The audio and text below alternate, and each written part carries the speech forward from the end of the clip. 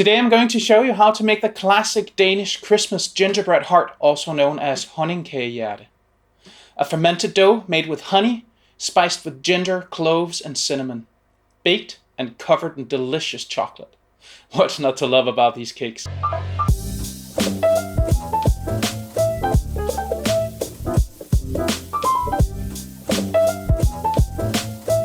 Hi, I'm Sune and I'm a food geek. Today I'm going to show you how to make Danish gingerbread hearts. These cakes are made by making a pre-ferment. It's made by mixing honey, flour and leaving it at room temperature for at least a month.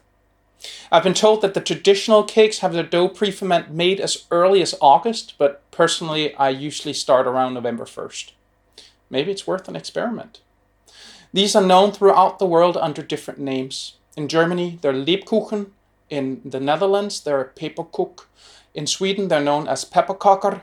But here in Denmark, they're named after the honey, which is a major ingredient. Honey cakes or honningkage. Here they're commonly shaped as hearts and covered in dark chocolate. I'm putting this recipe out early enough so that you can make them in time for Christmas. If you only have a few weeks until Christmas, just give the fermentation all the time you can. For the leavening, two different compounds are used, ammonium carbonate and potassium bicarbonate. They're both important for the texture and the crust of the cake, although potassium carbonate can be substituted with baking soda 1:1. I've left links in the description for both leaveners. Heads up, these are affiliate links, which means that if you follow the link and buy it, I will be getting some money that I use to run this channel. The cakes are topped with tempered chocolate. I love to use a 70% dark chocolate on mine, but whatever kind is your favorite, just make sure it's good quality. Let's get started with the recipe. The recipe, the ingredients and the amounts are linked in the card above. First, we're going to make the pre-ferment. This you'll have to put away for an entire month while it ferments. To a bowl add 500 grams or 18 ounces of honey.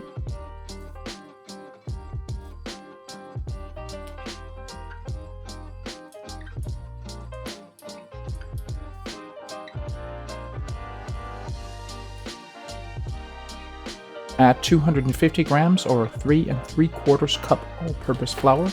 Mix until combined.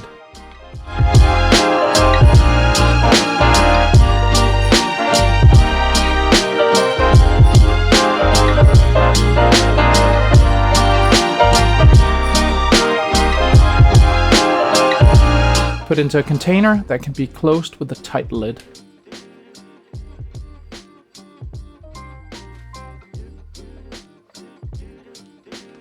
Put it into a dark and cool place for a month. When the month is up, it's time to bake the hearts. Start by heating your oven to 180 degrees Celsius, 350 degrees Fahrenheit or gas mark 4. If you have a convection oven, it should be turned off. If you can't, you should heat it to 160 degrees Celsius, about 320 degrees Fahrenheit or gas mark 3. Put 2 egg yolks in a small bowl and mix it with the ammonium bicarbonate.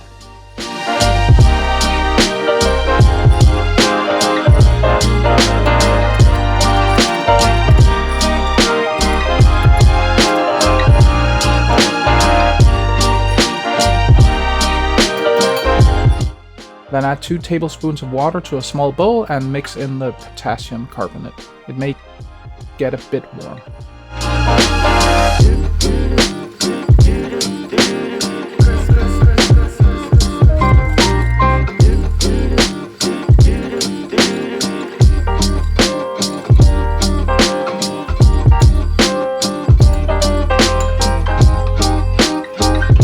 Flour your kitchen counter liberally and remove the pre-ferment from the container and put it on your kitchen counter.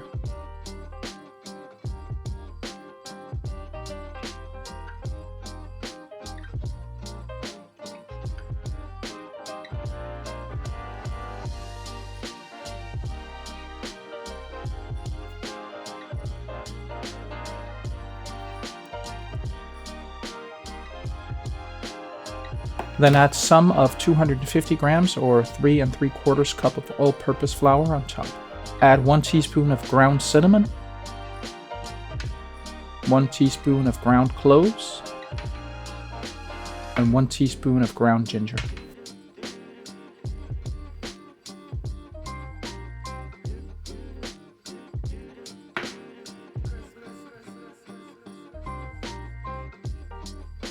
Then add the egg mixture on top.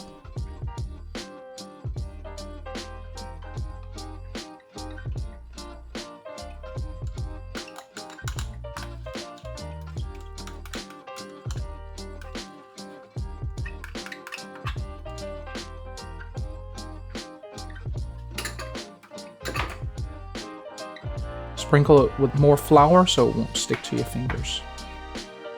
Knead it for a bit.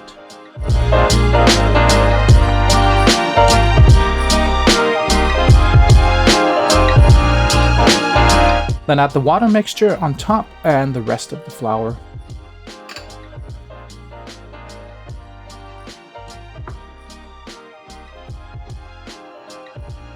Knead the dough by hand or machine for 5 to 7 minutes until it comes together.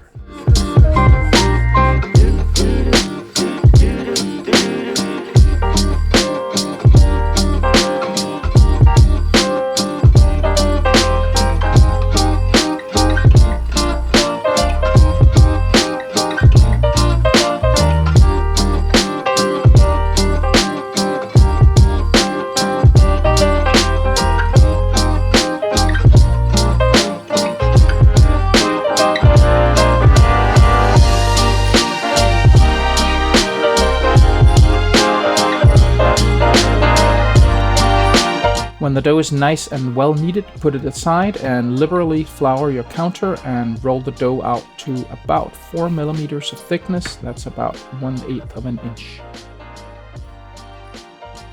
I'm using this nifty rolling pin where you can set the thickness, so that's one less thing to worry about. I've linked it in the description.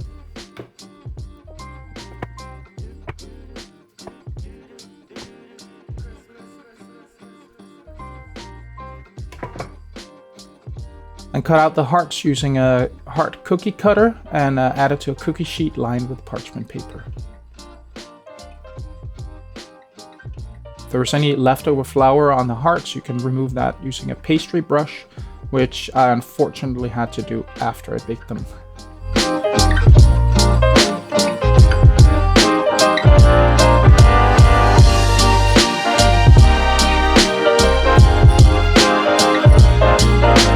Bake them for 8 to 10 minutes in the oven until when you press down into the heart with your finger, it does not make an indentation.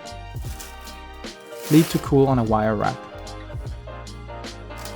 They will be hard as a rock when they're cooled down.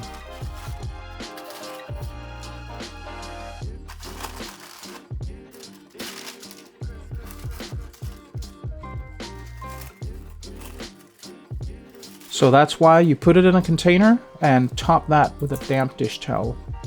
Put them in the fridge for 3 or 4 days so that they'll get soft. They can stay good in the fridge for at least a month, probably longer. So after they're soft, you can just chocolate cover the ones you need and good to go. After you cover them with chocolate, they stay good for about 3 days at room temperature. Now I'll show you how to temper chocolate. Over a slowly simmering pot of water, add a bowl made from either steel or glass. Add 300 grams or about 10 ounces of chocolate. To help the chocolate flow better, I'm also adding 30 grams or about 1 ounce of cocoa butter. This will make the chocolate more fluid when it's at working temperature. First we melt the chocolate.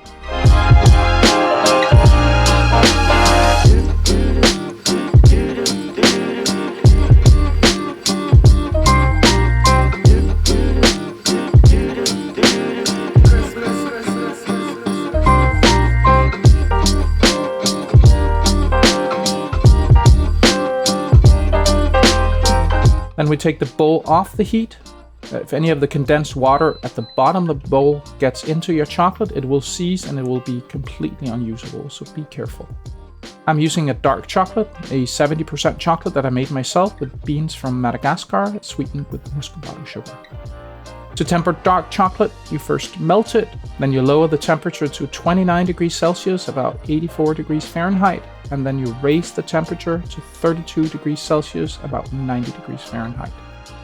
While in the cooling phase of the tempering, smear the chocolate up the sides of the bowl. Because the sides are cooler, it'll help the chocolate cool down faster. Keep going until you hit the target temperature of 29 degrees Celsius, 84 degrees Fahrenheit.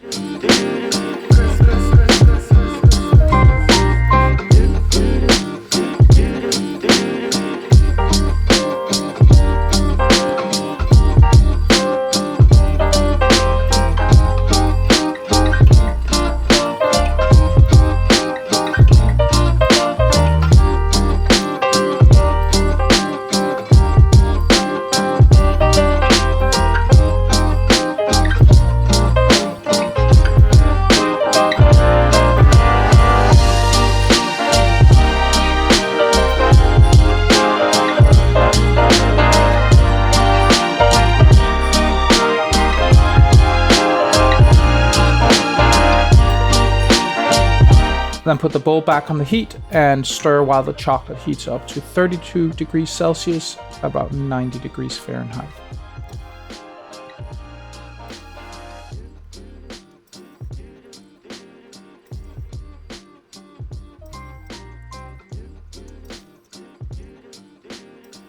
Once the working temperature has been reached, take the bowl off the heat and pour the tempered chocolate into a bowl suitable for pouring. Put a piece of parchment paper on your kitchen counter and put a wire rack on top.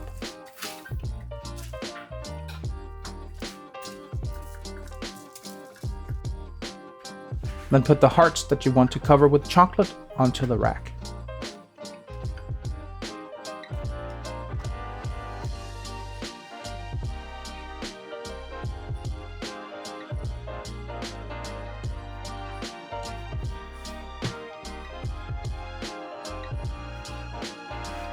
Pour tempered chocolate over the hearts.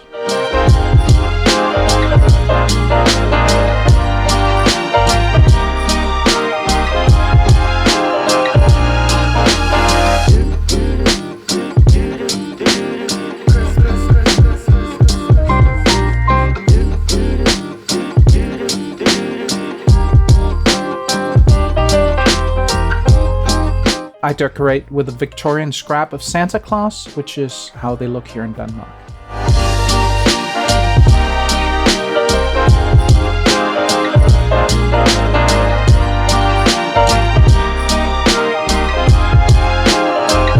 Then leave them to set and they're ready to be eaten.